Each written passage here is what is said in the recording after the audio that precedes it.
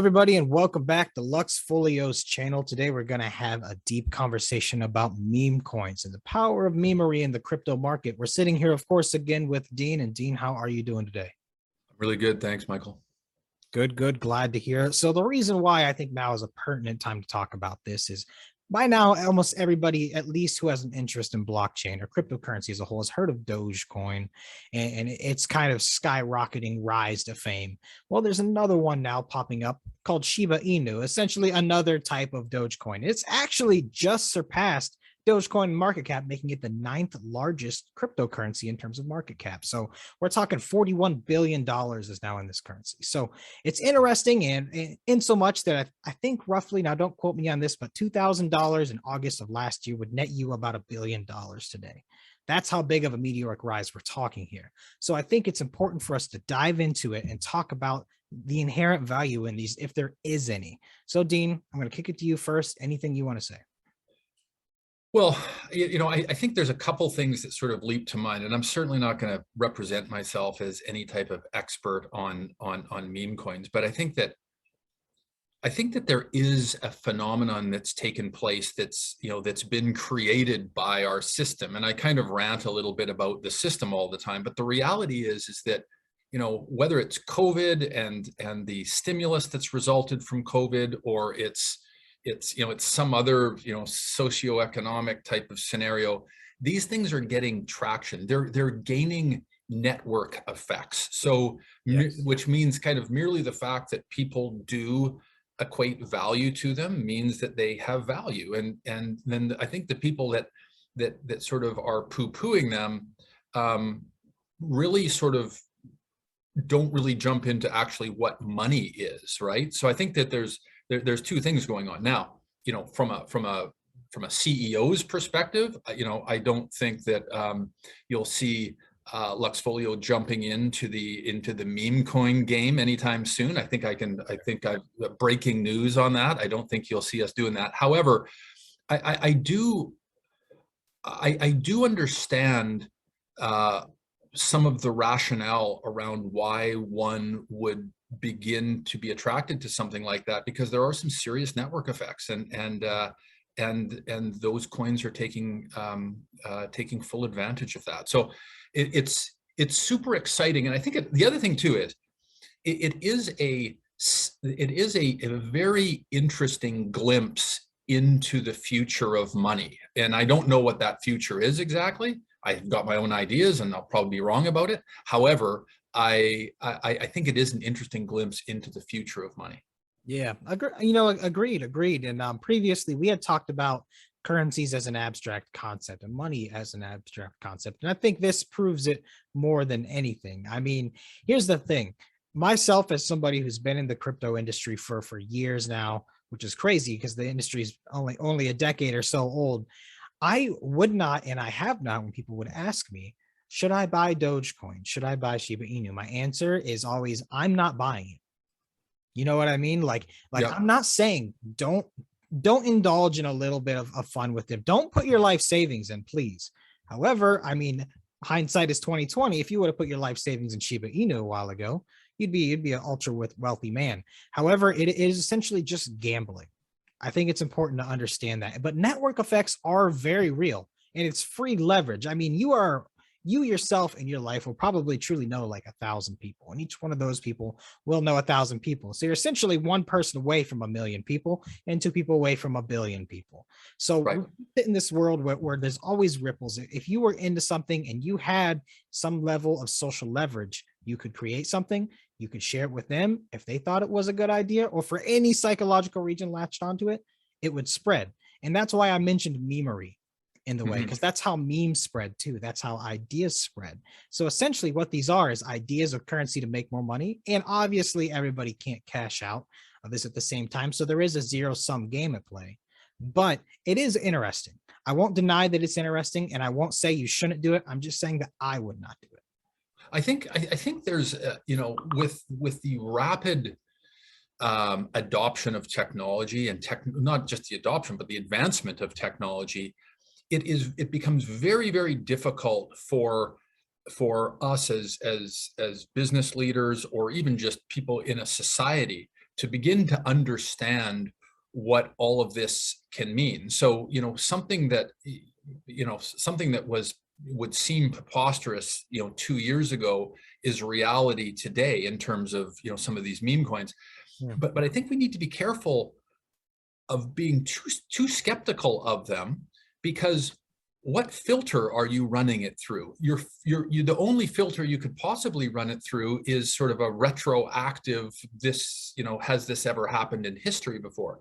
That's And very I think, true. people will talk, oh, there's, the tulip bulbs and all that type of stuff. However, the tulip bulbs, and the crazy, the craziness that went around that, wasn't accompanied by a technological revolution. And I think that's sort of, so I think that you have to, if you close yourself off to all of these ideas, if you completely close yourself, you're closing yourself off to a lot of things that are going to work and a lot of movements that are currently taking place. And I think that what we want to do is be very, very mindful of the bigger picture, and sort of just, really observe, Shiba and Doge and a lot of these things that are going on, as signals, and sort of, be sensitive to those signals and Mhm. adopt accordingly. Because I think that there's a massive movement here that's taking place, and I think that, Doge and Shiba might be more symptoms than they are sort of the disease. And I think that, and if you can understand that, there's probably a lot of opportunity in there. Yeah, I'll kind of break it down like this. Somebody that I knew who was younger said he had bought several million of Shiba Inu token to me, which is not much. It's like 3 thousandths of a penny, so that's not Right. incredibly a large amount. And he said, I'm holding it till it's 50 cents. And I was able to explain to him and break down the numbers. To reach that, it would have to reach like a $50 trillion market cap, and so on and so forth, basically saying it's outside of the realm of reality. But at the end of the day, he's got about 1,000% gain since he bought it. So Right. at Who's the end of the wrong? day, yeah, exactly. So at the end Yeah. of the day, I didn't get 1,000% gain on Shiba. He took the risk, and you know what? When it comes to business or things with money, taking risk is what you got to do, as Yeah. long as I it's think somewhat calculated. I think what kind of concerns me a little bit, or maybe not concerns, but it really gets my attention, is when I hear sort of leaders of banks, or billionaire investors, still not seemingly understanding Bitcoin. When I see that, it concerns me, because I think that there's a there's an unwillingness to adjust. Because I think when it's an important distinction between, these meme coins and Bitcoin and digital property, things that can be literally owned and are, have a protocol that are anti-dilutive, and it's, all of the properties of gold, but easier to move around and all that type of stuff. I think when I hear people sort of talking about cryptocurrencies sort of, in a monolithic type way, I kind of, especially people that are professional investors, it gets me scratching my head a little bit. I don't know that I don't know that their intentions are really that pure. I think they're probably, in some cases, self-serving. So so I think it's an important distinction, because I think that for a lot of the rank and file, they might just go, oh, they're not distinguishing between, Doge and Bitcoin. And there is a massive, massive, massive distinction to be made there. There is a distinction to be made there. However, I think you pointed out something, and I think it's important to take what we know about some of the as you said, the monoliths of the financial industry, investing industry, and look at the way that they look at Bitcoin, and maybe think that's also the way we're looking at Shiba Inu. Right. You know what I mean? So it's important to understand that's not a them problem, that's an us problem. That's right. We've established we're familiar with Bitcoin, we're familiar with Ethereum, we're familiar with BNB, and we're familiar with all these large heavy hitters. However, there's other ones out there. We ourselves have to do our best to remain fluid and keep our own minds open. Absolutely. No, I couldn't agree with you more. And I think that it's, it's one of those things that, the more you sort of open your mind to it, the more opportunity you're going to find. And I can tell you, when we first started Lux in 2017, we did not have an interest in Bitcoin. I mean, we had an interest in blockchain because, that sort of fit our narrative at the time.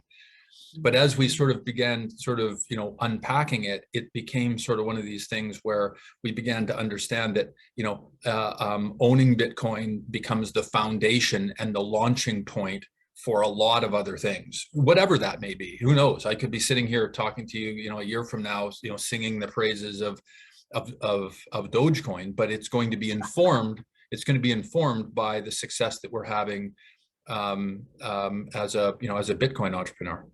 Yeah, I think that's fair. However, I would say, would you have honestly imagined that the Bitcoin's market cap is now where it is today, which is over $1 trillion? Would you have imagined that, say, 5 years ago? No.